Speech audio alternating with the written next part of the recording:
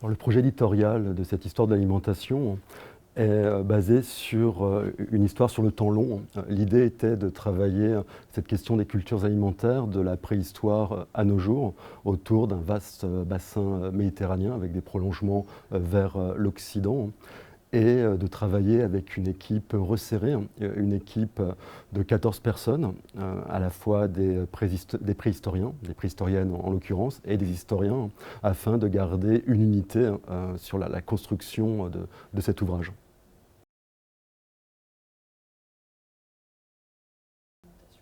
Alors, cette histoire de l'alimentation a été conçue comme une suite de l'histoire de l'alimentation qui avait été dirigée par Jean-Louis Flandrin et Massimo Montanari en 1996. Donc ça fait 25 ans qu'il n'y avait pas eu de nouvelle synthèse. La synthèse qui avait été proposée en 1996 était la première tentative en langue française et il nous a semblé qu'il était temps de pouvoir proposer une nouvelle synthèse, qu'il y avait de la matière pour pouvoir proposer non pas une mise à jour, mais de montrer sur quoi les historiens actuels ont davantage travaillé, par exemple autour de la question du goût, autour de la question des excès alimentaires, autour de la question des approvisionnements, de la construction identitaire liée à l'alimentation. Il y avait un certain nombre de thématiques comme ça qui pouvaient être approfondies et présentées. De bien montrer qu'il y avait eu aussi un renouvellement des historiens travaillant sur la question de l'histoire de l'alimentation. Et c'est pour ça que dans l'équipe qui a travaillé pour cet ouvrage, il n'y a aucun historien qui avait déjà publié dans l'histoire de l'alimentation publiée en 1996. Non pas que ces historiens qui avaient travaillé en 1996 ne travaillent plus sur le sujet, mais il semblait intéressant de donner la parole à d'autres historiens et historiennes pour voir un petit peu quelles étaient les nouvelles questions que l'on peut aborder aujourd'hui, en 2021, concernant l'alimentation.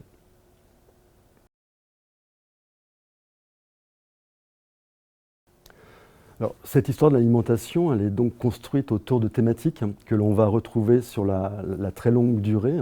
Et à l'origine vraiment de ce projet, il y a un plan relativement précis des thèmes que l'on pouvait aborder. Et parmi ces thèmes, il y a évidemment la question du culinaire, des techniques de cuisine. Il y a la question également du rapport à l'autre, hein, la dimension identitaire.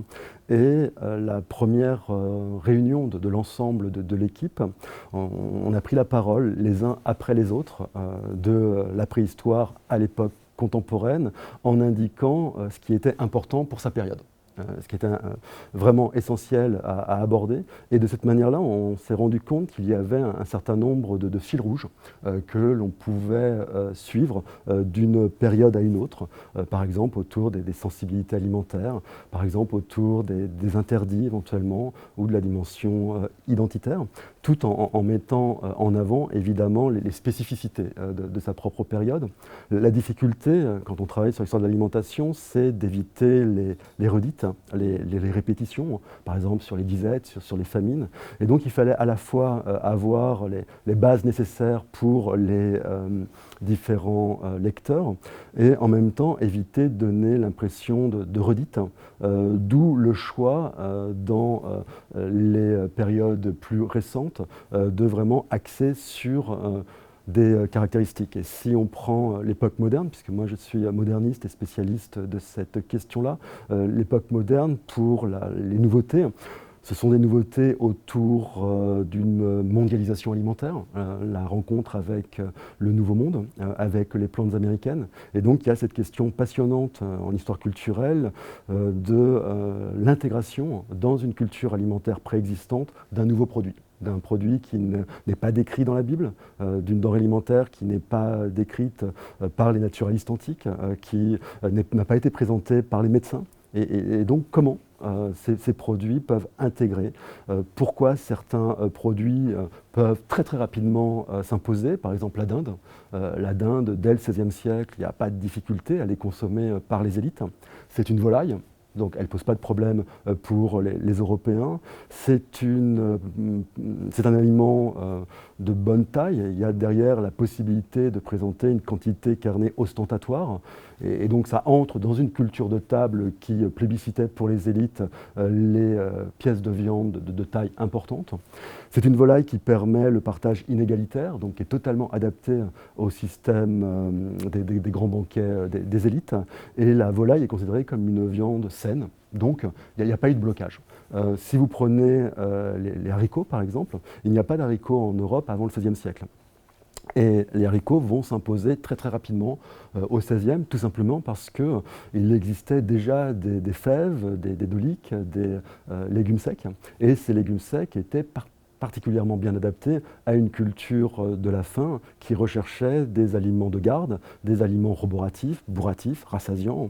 Et donc les haricots du Nouveau Monde vont très rapidement s'imposer, parfois même un peu trop rapidement dans nos documentations, parce que parfois on a du mal à savoir réellement quand on a vraiment ces haricots américains. En revanche, la pomme de terre a plus de mal à s'imposer, le piment ne s'imposera pas en France.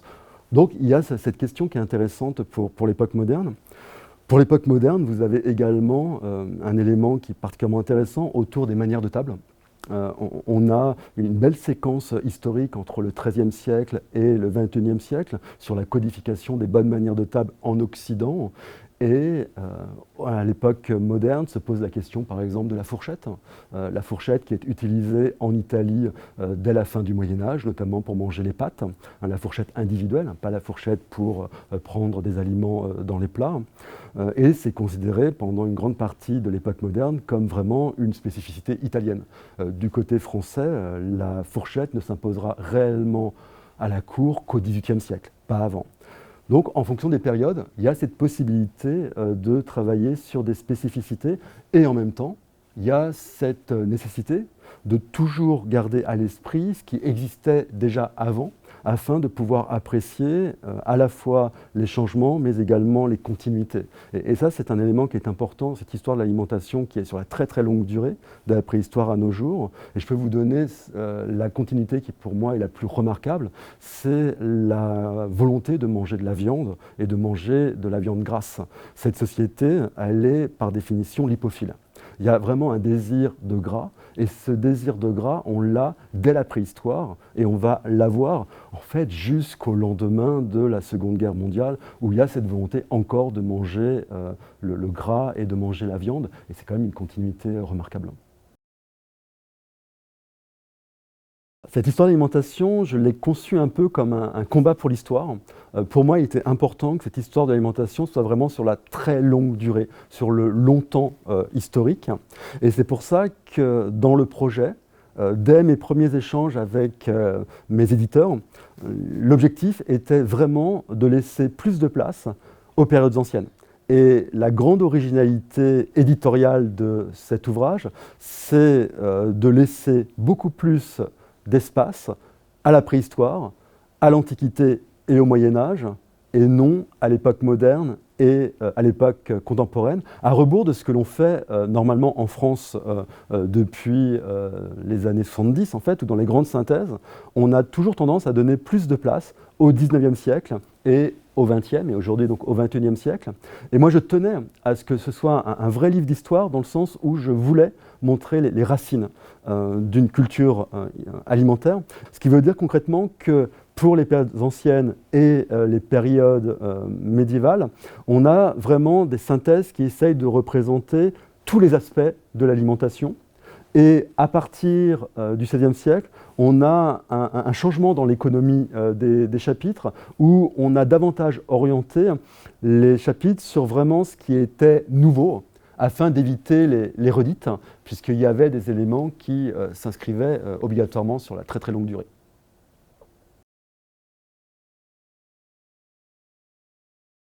La question du goût elle est centrale en histoire de l'alimentation, car aujourd'hui on travaille une histoire culturelle de l'alimentation, et cette histoire culturelle, elle est vraiment associée à l'homme. C'est une histoire qui est avant tout incarné. Et l'histoire de l'alimentation, c'est une histoire du corps, c'est une histoire des préférences, c'est aussi une histoire du plaisir gustatif. Le plaisir gustatif est essentiel et ça fait partie des thèmes qui sont travaillés actuellement. Il y a toute une réflexion autour des 5 sens et autour du plaisir gustatif. Il se trouve que dans le cadre des grandes religions monothéistes, le plaisir alimentaire a pu être présenté comme un péché.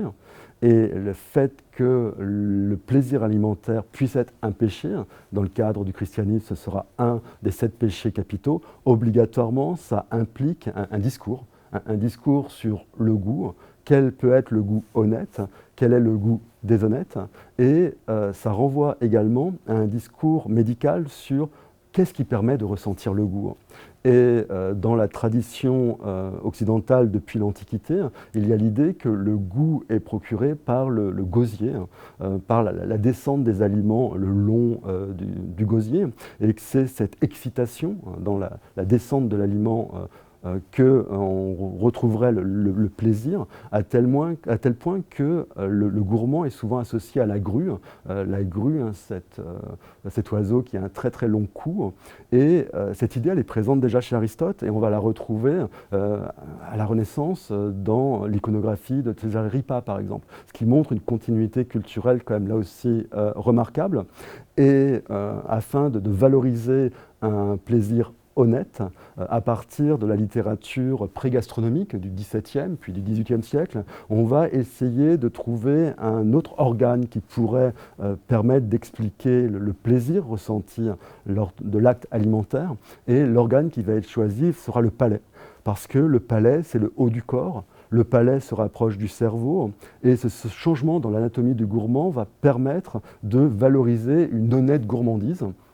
Et cette honnête gourmandise va reposer sur une intellectualisation de l'acte alimentaire, et notamment la question de la critique gastronomique qui va se poser au XVIIIe, fin XVIIIe. Et si elle est posée, c'est aussi parce qu'il y a eu ce changement dans l'anatomie du gourmand. Le palais va rompre cette descente avilissante vers le bas du corps et va rompre le lien négatif entre le ventre et le bas-ventre qui existe depuis en gros le IVe siècle de notre ère, depuis le début de tentatives de codification des péchés capitaux, où un lien avait été fait entre la luxure et la gourmandise, les 2 péchés capitaux étant liés. Et si on prend le parcours d'un des grands historiens français de l'histoire de l'alimentation, qui est Jean-Louis Flandrin, qui a travaillé sur l'histoire de l'alimentation dans les années 80-90, Jean-Louis Flandrin, avant de travailler sur l'alimentation, a travaillé sur la famille, puis sur la sexualité. Et les questions qu'il va poser lorsqu'il travaille l'alimentation, ce sont les mêmes questions qu'il posait dans le cadre de la famille et dans le cadre de la sexualité, c'est-à-dire les questions du désir, du plaisir. Et cette notion, elle est capitale pour comprendre une culture alimentaire. Qu'est-ce que l'on peut admettre ou pas dans cette recherche du plaisir, puisque si l'homme mange, et s'il mange depuis la préhistoire, c'est qu'il ressent du plaisir. D'un point de vue physiologique, l'homme est constitué pour pouvoir ressentir un plaisir par l'acte alimentaire. Après, d'une période à une autre, et en fonction de la classe sociale, les plaisirs alimentaires ne sont pas les mêmes. Si on prend la notion d'habitus, qui est une notion sociologique liée à l'œuvre de Bourdieu, de Pierre Bourdieu, il y a des goûts qui sont des goûts vraiment liés à votre éducation et liés à votre rang social, qui vont évoquer votre statut. Et ces éléments entrent totalement dans la construction d'une culture alimentaire qui est la construction d'une appartenance à un groupe. L'alimentation, c'est vraiment cette question de l'appartenance au groupe, aussi bien l'appartenance à une religion. Dans toutes les religions, il peut y avoir des interdits alimentaires. Alors soit des interdits alimentaires temporaires, soit des interdits alimentaires absolus, mais ces interdits alimentaires, ou les fêtes alimentaires, puisque les religions ont également des fêtes alimentaires, renvoient au groupe. On pratique, on respecte les mêmes interdits, on respecte les mêmes fêtes alimentaires, donc on appartient au même groupe, et en même temps on exclut ceux qui n'appartiennent pas à ce groupe-là. Et l'alimentation, elle fonctionne de cette manière-là, Et c'est en ce sens que l'histoire de l'alimentation est fondamentalement une histoire culturelle, puisque on est vraiment dans un élément qui constitue ce que l'on est ou ce que l'on aimerait être.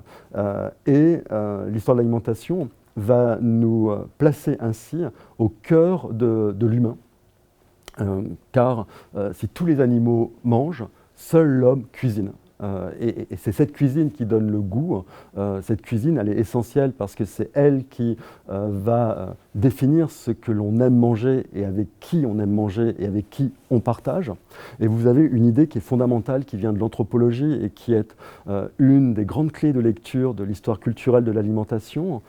Cette idée est la suivante: il ne suffit pas qu'un aliment soit bon à manger, encore faut-il qu'il soit bon à imaginer. Et ce qui est remarquable, c'est qu'en fonction des périodes historiques, l'imaginaire n'est pas le même, évidemment. Et donc ça fait vraiment partie de ces questions qu'on a voulu travailler dans cette histoire de l'alimentation sur la très longue durée pour avoir ce fameux fil rouge qui permet d'avoir une continuité d'une période historique à une autre.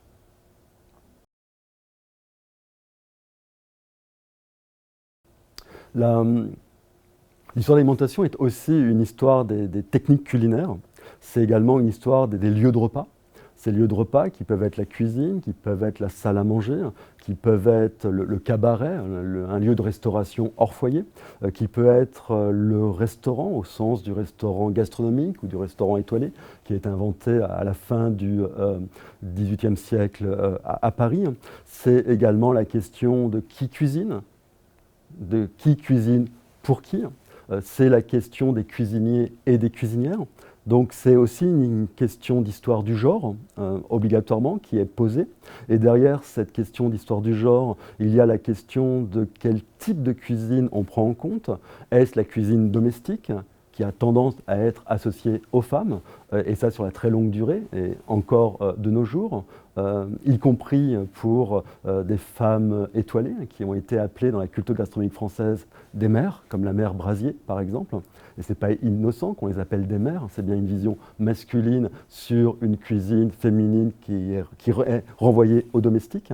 Mais ça peut être également donc, cette cuisine prestigieuse, la cuisine créative, qui, elle, est une cuisine davantage associée au masculin.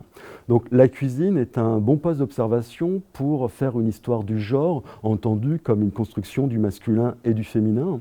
Et si on prend une période historique qui va en gros de la fin du Moyen-Âge au XXe siècle et qu'on s'intéresse à la grande cuisine et à la création des grandes cultures gastronomiques européennes, je pense à la culture gastronomique italienne et à la culture gastronomique française, on s'aperçoit qu'on est dans un cadre où la grande cuisine, la cuisine créative, a été associée aux hommes et exclusivement aux hommes. Un livre important dans l'histoire de la culture gastronomique européenne est le livre de l'honnête volupté qui est rédigé au milieu du XVe siècle par un humaniste italien de la cour pontificale, qui est Platina. Et dans ce livre-là, vous avez pour la première fois dans le monde occidental un discours sérieux sur l'acte alimentaire. On n'est pas dans le carnavalesque, on n'est pas dans le grotesque pour parler d'alimentation, on est dans le sérieux avec des références à l'Antiquité, avec des références à la diététique.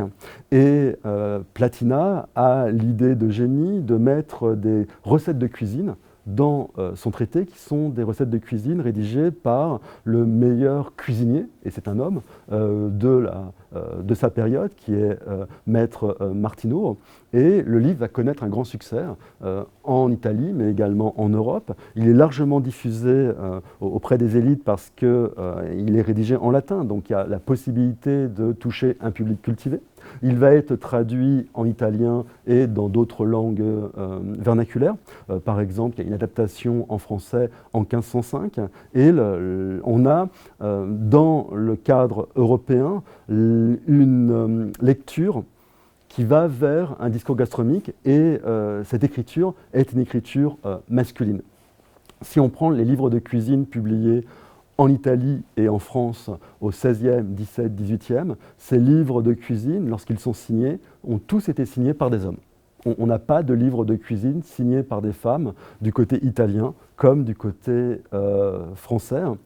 Tout simplement parce qu'il y a derrière l'idée que l'acte créateur ne pourrait être qu'un acte masculin, avec l'idée que la femme serait obligatoirement inférieure à l'homme, serait un être inachevé, qui pourrait être comparable à un enfant, alors qu'au contraire, l'homme fait à l'image de Dieu serait un être achevé, parfait, qui pourrait être créateur. L'acte créateur est masculin. Les femmes ne peuvent que reproduire à l'identique une recette dans le cadre de cette culture-là.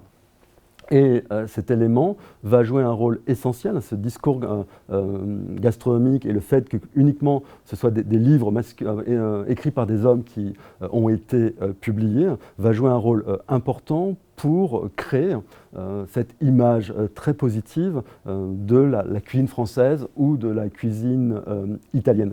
De même, si on prend les restaurants gastronomiques, les restaurants créés à Paris à la fin du règne de Louis XV sont des restaurants qui vont imiter le modèle de cour.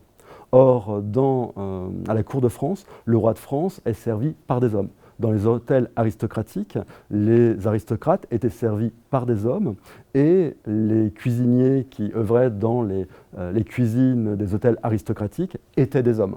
Donc, les grands restaurants vont continuer cette imitation de ce modèle et vont mettre en scène, en salle comme en cuisine, uniquement des hommes, comme gage de l'excellence de la cuisine qui sera servie. S'il y a des femmes dans les cuisines aristocratiques, elles sont invisibilisées et associées à des tâches qui sont également données à des marmitons, à des enfants de cuisine, comme éplucher des légumes, comme plumer des volailles. Mais l'acte créateur, c'est vraiment l'homme.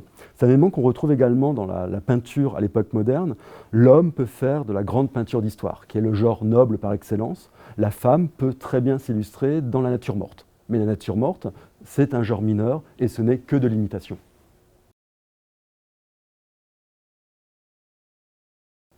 Le livre a été conçu en proposant plusieurs lectures possibles. On peut lire uniquement les chapitres sur les périodes historiques que l'on préfère. On peut le lire évidemment d'une traite, mais on peut également choisir des rubriques et lire ces rubriques d'un chapitre à un autre. Et on a prévu plusieurs rubriques dans ce livre, notamment des rubriques intitulées mythologie de table. Ces mythologies de table, ce sont des légendes urbaines ou des idées reçues que l'on a encore aujourd'hui de présent. Et on a voulu les déconstruire. Et on a voulu déconstruire ces mythologies de table afin d'avoir une approche un peu ludique.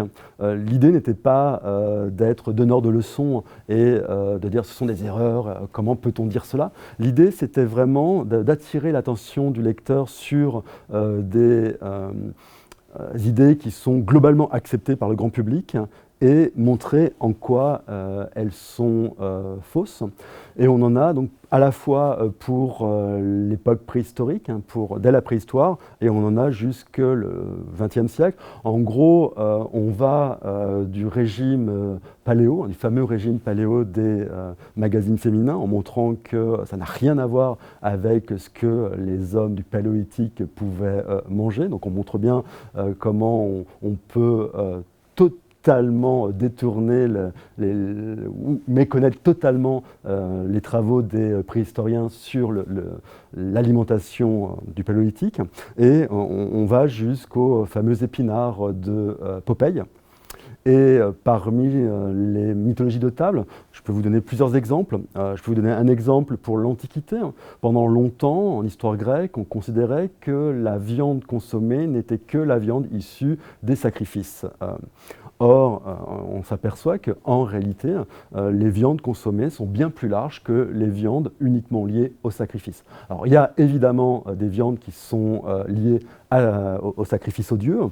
Ces viandes renvoient à un imaginaire, à une hiérarchie des viandes. Donc c'est intéressant de travailler sur cette typologie-là. Ces viandes sont évidemment consommées, mais il y a d'autres viandes qui étaient également consommées, qui ne passaient pas par un sacrifice rituel.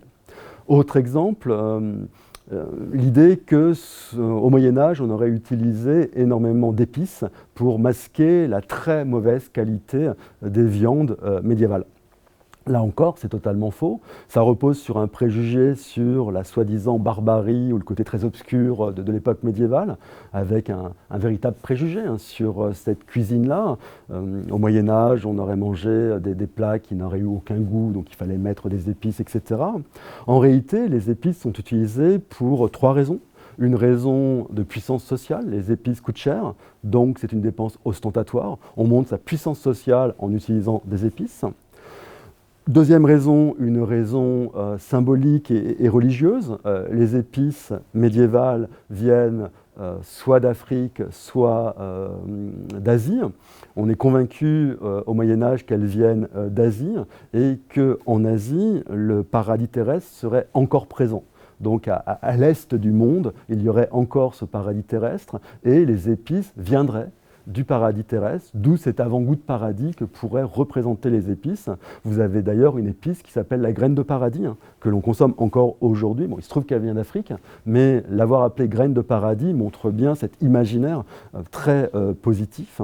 Et enfin, la troisième raison est une raison médicale. Les épices sont chaudes, donc on pense qu'une sauce épicée est une sauce qui va permettre d'augmenter la cuisson des plats. Et plus le plat est cuit, plus la denrée est cuite, plus elle est jugée facile à consommer. On se méfie du cru et on pense que les épices facilitent la digestion. Donc ce sont ces trois raisons-là qui expliquent pourquoi on mange épicé et absolument pas une volonté de masquer la mauvaise qualité des viandes.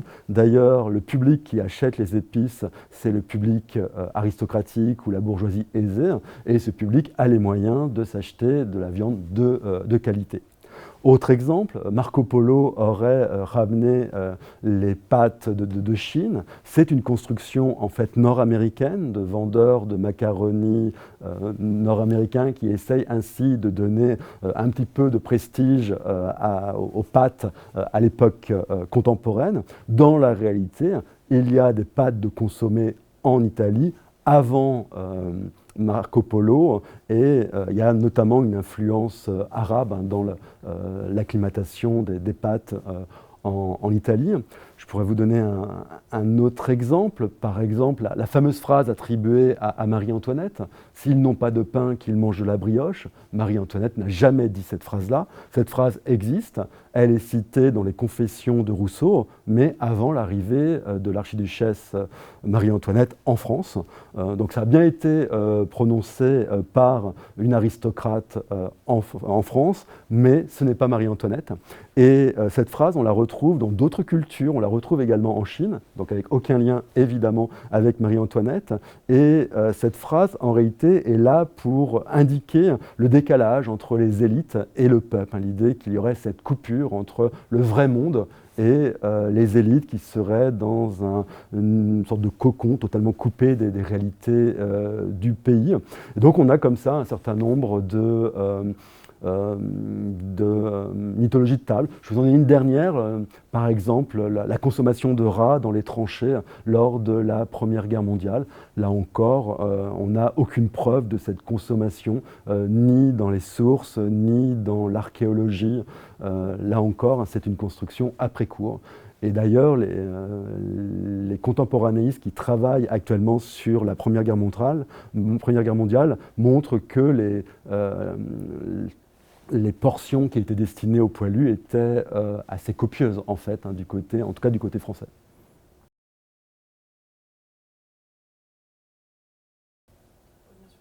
Alors j'espère que ce livre donnera l'idée à de jeunes chercheurs de continuer à travailler en histoire de l'alimentation et que dans une petite vingtaine d'années, qu'on laisse encore une petite vingtaine d'années de vie à ce livre, qui sera à peu près le même nombre d'années de la première histoire de l'alimentation de Flandrin Montanari, et que dans les 20 prochaines années, on travaille des thèmes qui sont peu présents dans cette synthèse, tout simplement parce qu'on manque de travaux sur ces questions-là.